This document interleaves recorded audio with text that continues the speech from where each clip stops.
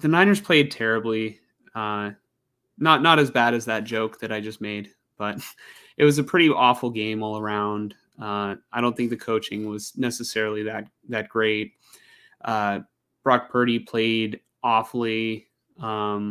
He did lead a potentially game-winning drive at the end, which is like when it matters, and he definitely answered the question on whether he would be able to do that. Because I would say in like a normal set of circumstances or conditions, the Niners probably pull out that victory. And I would even say, like, if it's not raining too, the game probably isn't as close as it was. And it wasn't like an absolute downpour. But one thing I've noticed is like Shanahan teams do not prepare well for rainy games. They just like, I think back to the Niners week 1 versus Chicago. I think back to primetime versus the Colts in 2021. It might have been 22. But I know what game you're talking about, yeah. Yeah, it's just like, I think I also think back to like the Ravens game in 2019. I don't know if they just don't prepare properly, but we knew it was going to be a dogfight sort of going in against that defense. And I thought the Niners, I learned something this week. Hey, maybe they won't put up 30 every game. 30 for Purdy isn't like a done deal. I would say in most games, probably. But Deebo Samuel and Christian McCaffrey went down and were not able to finish the game. Deebo went out pretty early with a shoulder injury, and McCaffrey is dealing with an oblique injury. And the offense just couldn't really get anything going. And I'm going to pull up a couple stats, and I'm just going to talk about a couple things that I feel like need to be brought up. That aren't necessarily like super important or anything, but Purdy's numbers against Cleveland: 12 of 27 for 125 yards, 1 touchdown, 1 interception. Took 3 sacks for 18 yards. And it was in the rain. It was like a light rain, and I'm pretty sure it was windy because that stadium is notorious for having winds like that affect passing, they affect kicking, and so the offense really couldn't get going against a great defense in Cleveland. One of the reasons why I show these stats is because we have such a high opinion of Purdy, and this was like a real measuring stick game for Purdy. I think it shows that he's not perfect. He's a vulnerable guy. Great quarterbacks even have bad games. But I'm also going to share another screen where a lot of people use this game to make a judgment about this quarterback. And I'm not saying it really doesn't matter. I've moved on, and I know that we're not getting this player back, and I don't necessarily want this player back. But this was the game week 1 against Chicago in the monsoon, like an actual raining game. So if you want to compare these stats with Purdy's, so Lance was 13 of 28 for 164 yards and an interception, no touchdown. So Purdy, they at least got a touchdown, but the defense put them in prime position to get points, right? In the game on Sunday.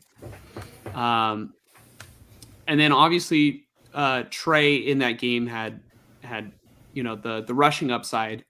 But my point is that the stats are very, very similar. Trey's are actually a little bit better than Brock's were yesterday. But my point is that you can't necessarily judge a quarterback based on one game. And I was really annoyed with, many 49er fans for a long time that people would make this assumption about a guy like Lance who only got to play 4 games, based off of a monsoon game, right? And really, I'm gonna stop talking about Lance because I know mostly nobody wants to hear it, but I want to say that there is always gray area and like what do you say? Like there are circumstances that lead to not everything's just black and white, right? And so That's a huge thing that I feel in life. Like, yeah, so many people, whether it's like just a random example, like politics, it's like, dude, anything in life, you get anything that you think is black and white, I promise you it's not. Continue. Yeah. So I just want to say we ran one quarterback out of town, for a similar game. And now Brock Purdy, he's shown that he can run the offense. And Brock Purdy, I mean, he's better than Trey Lance right now. Like, I'm not arguing, the other side. But, I think that we have to be patient in evaluating these guys instead of propping up Purdy to be the next Joe Montana, because then we get games like this where we have a reality check. So let's try not to be so quick to jump to conclusions and put all this pressure on a guy like Brock Purdy to live up to, all week the media was talking about whether or not he is elite, right? And I think Brock Purdy has elite qualities. He has money in the short to intermediate passing game, but I don't necessarily think he is like on the same scale as Patrick Mahomes, Josh Allen, Justin Herbert yet. And Purdy made some nice passes that were also dropped. Like I'm not putting this game all on Purdy. I'm not putting this game all on one person, right? The whole team, I feel like across the board, the defense for the most part, held together. They had a little bit of trouble stopping the run, and with everything that I said about Purdy, he wasn't even the worst quarterback on the field. I feel like PJ Walker was worse. He was much worse. And it's a shame that this was such a winnable game, and people are going to talk about how the refs were awful. I think they were awful both ways. The Niners had so many opportunities to win this game, and they didn't. And it all came down to a game-winning field goal at the end where they put their rookie kicker in a position to win the game. I would have liked to see the Niners try and not only score a touchdown. You don't have to score a touchdown in that situation, but at least try to get the ball a little bit closer than a 41-yard field goal. Everybody's like shitting on Jake Moody right now, but he's been pretty money all season. He was like shaky in the preseason, and then was like money. And then the Browns Stadium, what is it? Progressive Field? I think it's Progressive Field.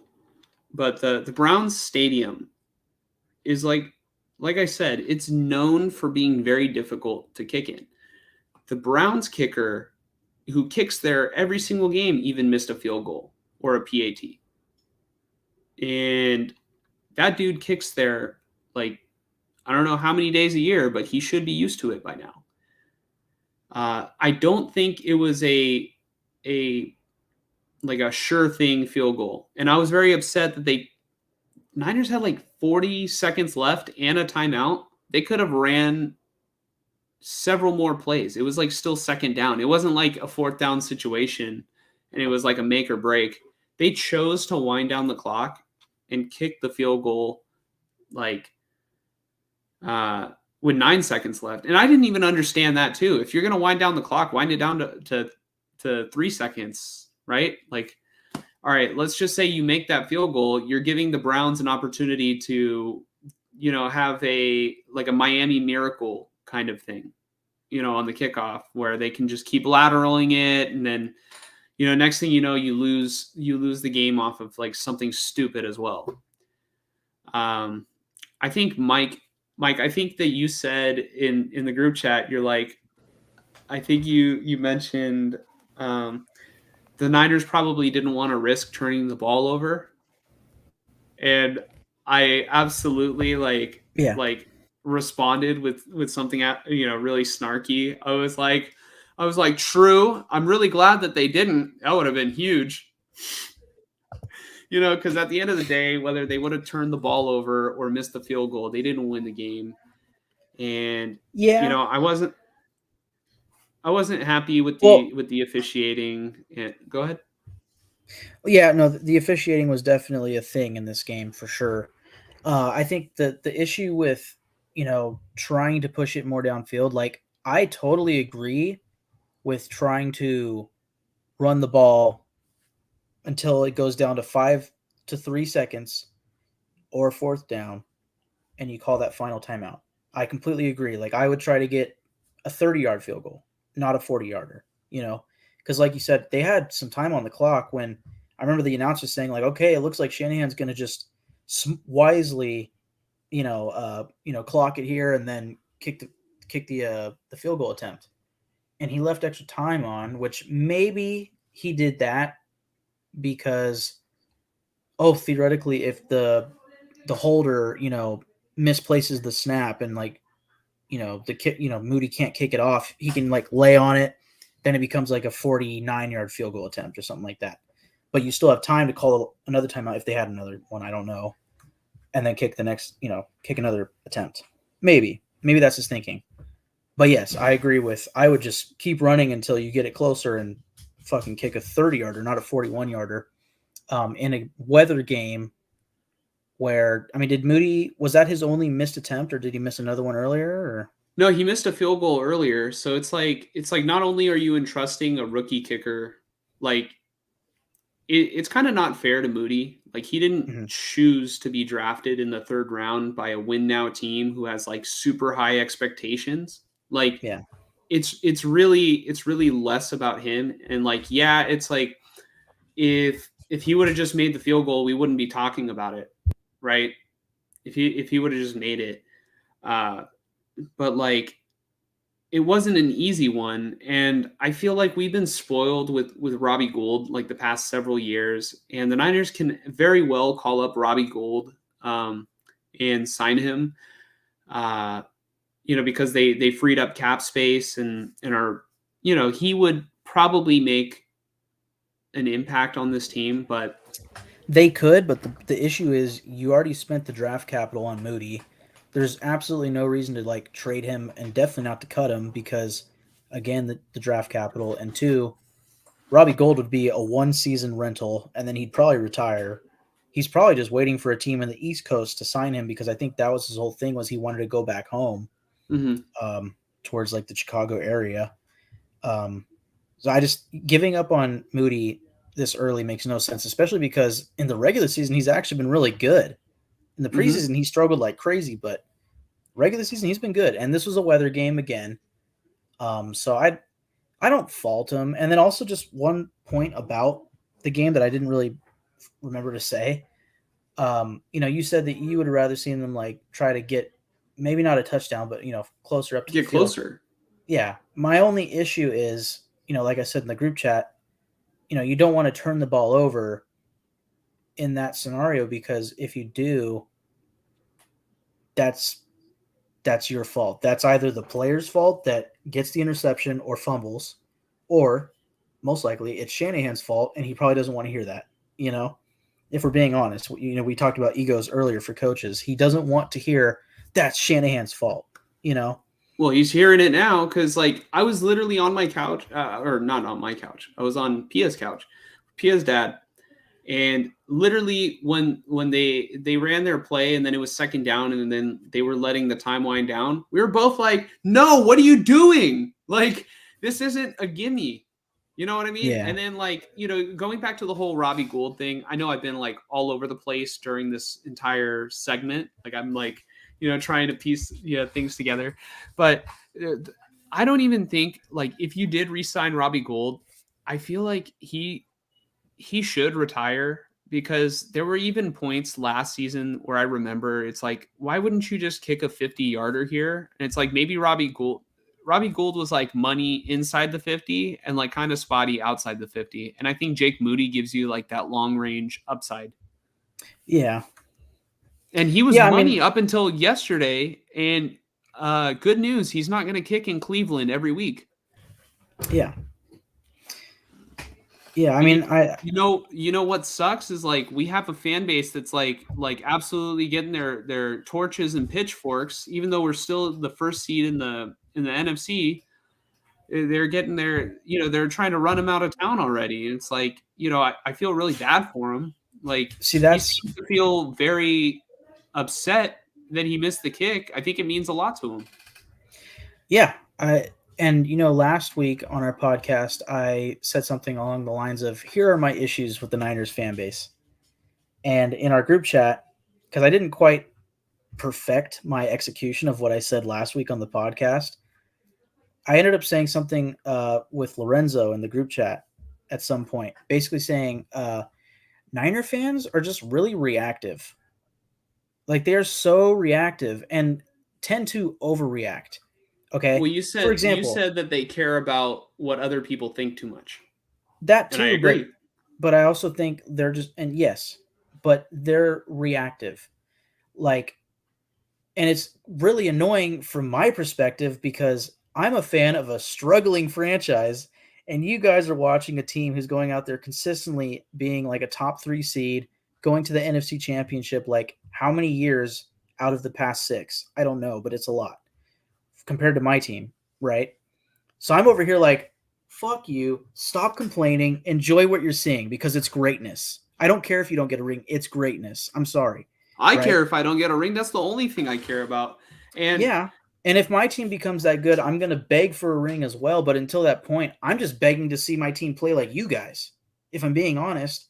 So when I see the fans, like after 1 week, questioning Brock Purdy, complaining way too much about Moody, and also, complaining about Shanahan's decision making, it's like, you guys were a missed field goal away and probably a couple of bad penalty calls away from being the lone undefeated team in football, and there would be no questions asked right now.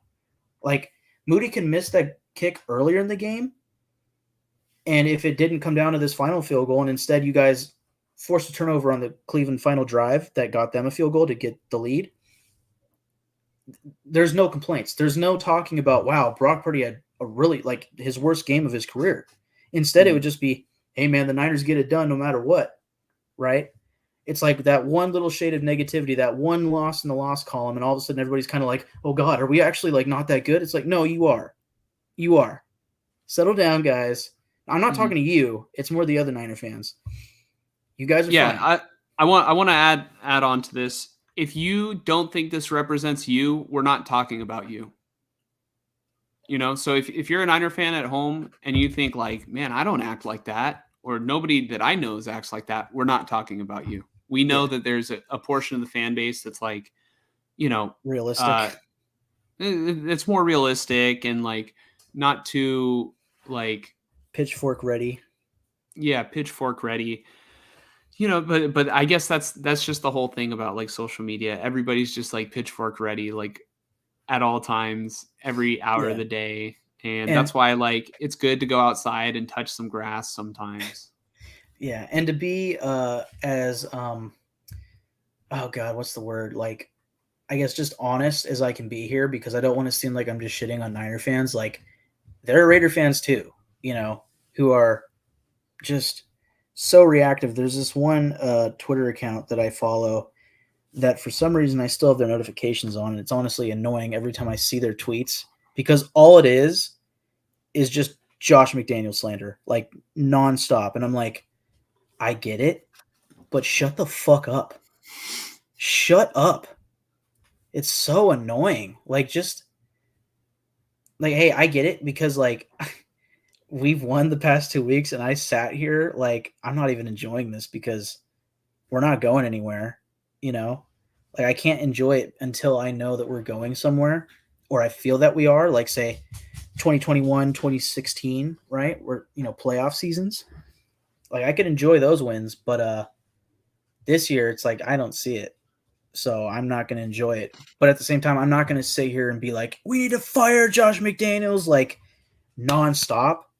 Like, yes, there are games where I'll react and I'm like, this is not working. It needs to get, like, we need to rebuild, blah, blah, blah. But I'm not going to sit here and just keep saying it and keep tweeting it and keep this and keep that. It's like, okay, like you keep saying, it's one game at a time. But it's just, there's no need to like overreact and overreact and overreact.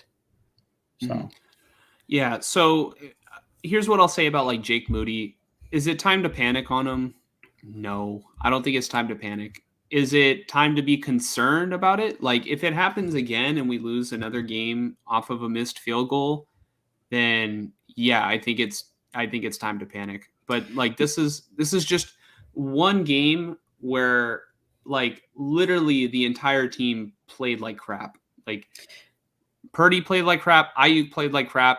McCaffrey got hurt. Debo got hurt. Kittle had one catch. It's just across the board. Like, the offensive line got worked. Nick Bosa's only sack was like when he was untouched. And that's another thing too. Yeah. Dude, that's another thing too is Bosa was getting locked up by DeJuan Jones, the right tackle. Second year, right? No, he was a rookie. Is he a rookie? He's a rookie? He was drafted. He was drafted 6 picks after Jake Moody. Oh, wow. And I'm just like, all right, why don't the Niners have that guy? They didn't draft a single lineman this year. And then here I am complaining and bitching, and you're like, shut up, Josh. But no. Actually, I agree on this one because I remember hearing DeJuan Jones' name quite a bit and about like, oh, he's such a good like power blocker or whatever, and like blah blah blah blah blah.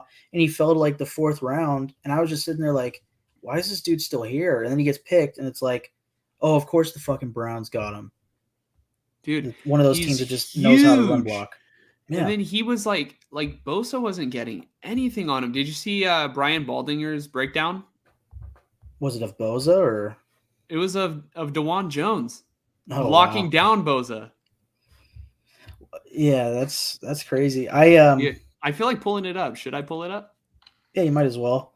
I actually I knew I had some stats somewhere that I wanted to talk about. While you pull it up, I'll bring these stats up. This is a tweet. The top 20 pass rushers by pressure rate. Pressure weight. This is pressure weight. Yeah. This is from Benjamin Solak on Twitter. So I'm just going to read the names off. Bryce Huff from the New York Jets. Rashawn Gary, Packers. Micah Parsons, Cowboys. Myles Garrett, Cleveland. Jaquan Jones, Buffalo. Josh Uche from the Patriots. Victor, Dimu Kije. I'm sorry, that's probably way wrong. Linebacker from Arizona. Dorrance Armstrong, Dallas. Kyle Van Noy, linebacker, Baltimore. DeMarcus Lawrence, Dallas. Max Crosby at 11, Vegas. There's an interesting stat here for Crosby.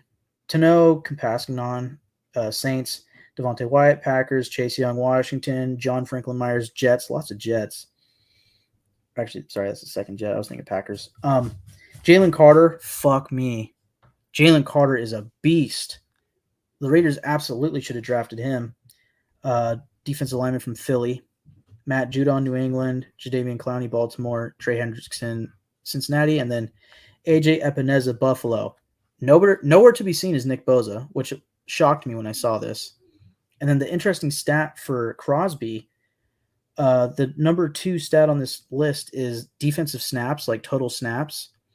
The average for these players is like probably around 200 to 250 snaps. Crosby's sitting at 357. And then additional snap, I know we're talking Niners here, and it sucks I didn't bring this up in the Raiders one. Josh Dubois tweeted, the Raiders' Max Crosby played every defensive snap yesterday for the 3rd straight week and ended the game with a safety. No other defensive lineman in the NFL this season has played 100% of defensive snaps in a single game. And Crosby's done that 3 straight weeks. It's insane. And again, he has the most snaps played, and he's the number 1 on pressure rate. number 11 on pressure rate in the NFL. That's insane. That's insane. So let me that show to say, you we're talking about Bosa. the Baldinger breakdown of DeJuan Jones. And they call him Thanos, by the way, which I think is awesome because just think about my profile picture on fantasy. Hey, did you hear about the party in Cleveland? A couple of Buckeyes were going to get together. DeJuan Jones and the reigning Defensive Player of the Year. What? Real quick, this is Brian Baldinger at Baldy NFL on Twitter. So, he's always doing film breakdowns. Big Thanos. No help. Like, he's just pushing Bosa. Like, he had a good day. You want to watch Nick Bosa disappear? Watch what the big Thanos does. This is what a Pacific Manta can do to a guy named Bosa. Like, just throw him to the other side. Just eliminate him. Look at PJ over here. Like, he's out there in the park just making throws like this. Like, this was impressive. No training wheels. They were off by the second half. Bosa's coming. Like, he's in front of them, dancing with them. One good set after another. That's what you're looking for, consistency. See the stab? Bam! To the throat. He likes to go to the throat a lot. All right? It's hard to breathe if you got big paws on the throat. Now, the only sack Bosa got was a miscommunication here. See, DeJuan thinks the center's sliding with him right here because here comes the pressure on the outside. But the center's being covered up by Fred Warner, and so Bosa comes free. That was his sack, miscommunication. Stuff happens. Happens every Sunday to different teams. And then Bosa decides, you know what? Let's take Big Thanos to the Sadie Hawkins dance. Let's grab him by his paws. Let's dance with him. But the big man can dance. Oh, yeah. Like, he's fine. Nice throw. And then time to get in the field goal range. Look at how big he is, man. 79. Yeah. He's got to get Fred Warner on a Passover block here. Watch the feet. Bam. Now, just get a paw. Just get a paw on the 49ers middle linebacker, and they're going to throw. I didn't think that was too impressive of a block, but still. Home for it. 22 yards. I like the way Thanos just walks around the field like that, like he owns it, like he's in charge. Large and in charge. Hey, everybody else is running, moving, dancing. Not Thanos. Thanos is in charge. That's fucking awesome, dude. Yeah. I love that I'm pretty sure Baldy was the one that came up with the Condor nickname for Max Crosby because of his long arms. So. Yeah, so I mean, really, going back to the Niners-Browns, I'm going to pull up our spreadsheet because we were both incorrect in our predictions, and then I'll share final thoughts. So we can finally add, red to this column. I think that's the right shade. No, it's darker. Yeah, we were both wrong. And now we're each 5 of 6. So it's feeling like Christmas. Yeah, it is feeling like Christmas. It's the nightmare before Christmas. That's what the Niners were on Sunday. The nightmare before Christmas. And you know what? Actually, you were talking about a lot of players that were like letting the Niners down on Sunday. I don't really fault Purdy all that much because I think this is similar to, like you mentioned, the Trey Lance game, in the monsoon where it's rainy. He's throwing a lot of inaccurate passes. His stat sheet literally looked like that of a Mr. Irrelevant for once. He's been so consistent and so efficient in his career so far, Purdy. For one thing, this doesn't worry me at all. Like, anybody that's worried about Purdy suddenly becoming like the guy that he was drafted to be, which is like a third-string quarterback, like, I don't see that happening. I'd have to see a lot more bad games to start getting worried. Like, one game like this is not going to worry me. Also, bear in mind, Cleveland's defense is on a fucking historic trajectory right now. Through 6 games, they've given up it might be 1,200 yards because of the Niners game, but I want to say it's like, let's just say through 5 weeks, they'd only given up 1,007 yards, which was the least amount since 1971. Mm-hmm. And of all time, it's top 5 statistically. So they're on a pretty crazy trajectory, but it'll probably even out as the season goes on. But still, that's a good defense you guys played. And again, you lost two of your biggest weapons, and Debo your and your McCaffrey. running back, which in a rainy game, you need your running back, you need a running game, and then also, like, ideally, you'd be throwing a lot of short passes to Debo where he makes the one cut and goes, and he was out early on in the game, so your offense was hindered pretty early in this one. But the group that really struggled, that I would have imagined would have won the game for you guys, is your defense against a backup quarterback, a guy who was in the USFL or whatever like 2 years ago. That's I what think it was the shocked me. XFL. I think so. Either way, He was the it's MVP of the XFL. I remember, talking to you about PJ Walker when he played for, I think, Houston. Yeah, and I really liked him. I liked him. Yeah, it was Houston. Yeah, whatever the team name was Roughnecks. called. Yeah, he was good, dude. He was good. And like when he first went to the Panthers, I was like, good for him. Like, he looks like an NFL quarterback, and his stats were shit in this game. But that's kind of what you'd expect against the Niners defense and from a backup quarterback. But he still got the win. So I just think it's crazy to me that the Niners defense didn't like overtake this game, and yet they didn't. And I think that's kudos to the Browns offensive line, and the run game, even without Nick Chubb. So, yeah. So, final thoughts. I wasn't, too big on the officiating in this game. I thought it was terrible all around. I don't think Brock Purdy is going to look like that again. So I don't think we should run him out of town. Not that anybody's going to run him out of town. I would be willing to bet that he's going to bounce back in this next week, which we'll talk about, pretty soon. Everyone else has got to play better. Hopefully McCaffrey's fine with his injury. I hope Debo's fine. If not, Brandon Ayuk needs to step it up and not have as many drops as he did today. The defense, hopefully we can get Dre Greenlaw back, because I think they're missing that, second linebacker. Shanahan, you better have your team, better prepared. If you're serious about winning the Super Bowl this year, we need to maintain the 1 seed. So, where he needs to improve specifically is clock management in game time situations, specifically at the end of the game, because that's where he's had his biggest meltdowns in his career. So, we can point to Atlanta, that Super Bowl. We can point to the Chiefs Super Bowl, and we can point to the Rams NFC Championship game, where maybe you decided to pass when you're supposed to run, and the pass wasn't working. The weather conditions, obviously it wasn't right. And you should maybe run the ball a little bit more. And like Mike said, establish the run. See, maybe Mike should be the head coach of the Niners. I always joke this with Paulina. It's like anytime one of my favorite things, so like the Raiders or whatever else I'm into, like fuck up, which they just so happen to do a lot.